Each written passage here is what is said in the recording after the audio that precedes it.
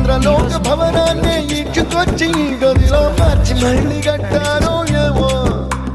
మాయజాలము తెలుసు మంత్రగారడి తెలుసు రెంటి కన్న ఇది ఇంకోటేమో నీలాకాశం నేలాకొస్తే ఇట్టాగే ఉంటాదో ఏమో ఈ సంతోషం దాచాలంటే హృదయాలు ఓ వంద కావాలేమో ఇంతందంగా ఉంటుందా